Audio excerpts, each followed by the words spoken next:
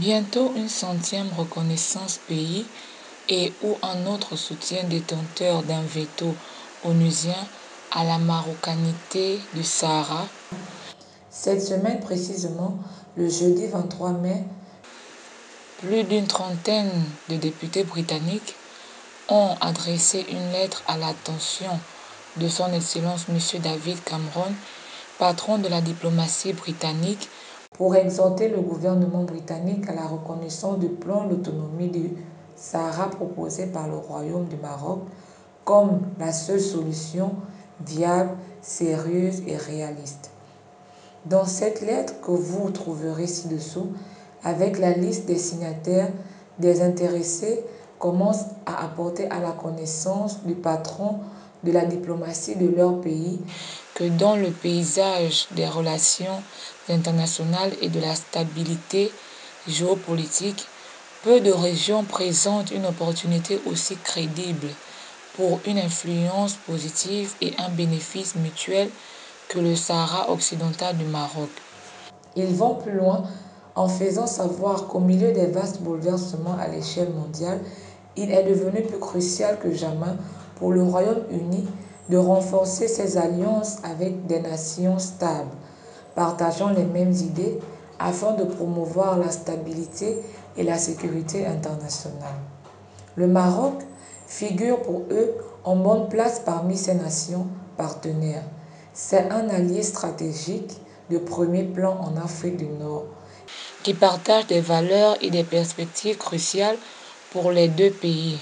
Certains d'entre ces députés ont eu à effectuer des visites de travail au Maroc et particulièrement au sein du Sahara occidental, au cours de laquelle ils ont collaboré avec des gouvernants locaux, des représentants de la société civile, des organisations de défense des droits de l'homme et ont acquis des informations importantes et stratégiques relatives aux défis et perspectives de cette région. Le groupe de députés britanniques se base sur leurs observations sur le terrain, sur le cadre juridique international associé aux idées d'universitaires respectés et de renom, comme le professeur Mark Wheeler de la prestigieuse université de Cambridge, voient leurs convictions renforcées.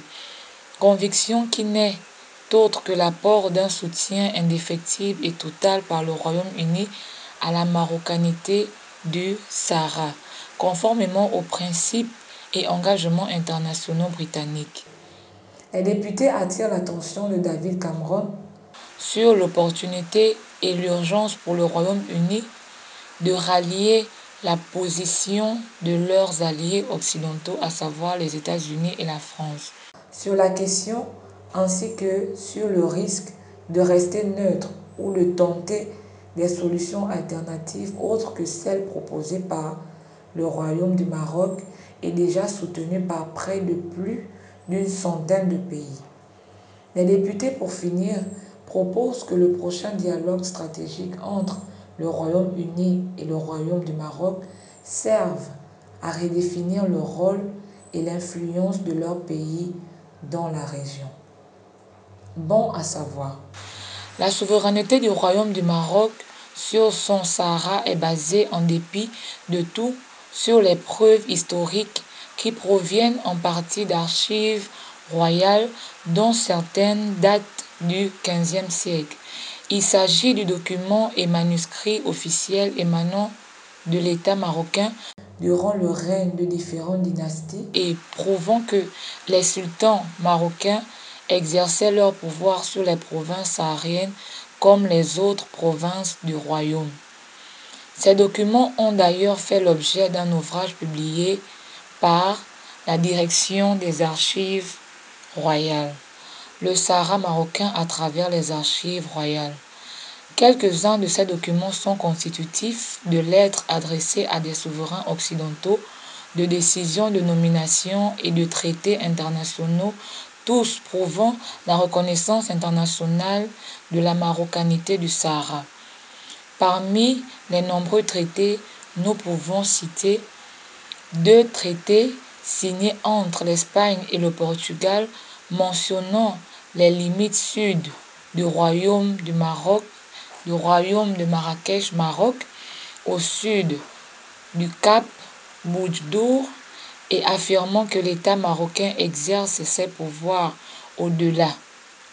Un traité signé entre le Maroc et l'Espagne en 1767, stipulant dans son article 18 que la souveraineté marocaine s'étend au-delà de Oued-Oun. Un autre traité, signé cette fois-ci entre le Maroc et les États-Unis, a lui aussi fait état de la souveraineté marocaine sur le Sahara et révèle l'engagement du sultan Sidi Mohamed Ben Abdallah à porter son assistance aux navires américains en difficulté qui accostaient sur le territoire de Windward et ses environs.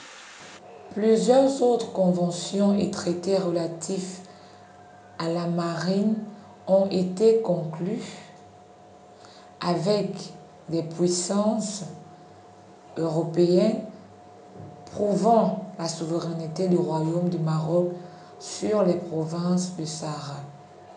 Même durant les périodes de convoitise coloniale, le Maroc avait continué à exercer sa souveraineté sur son Sahara.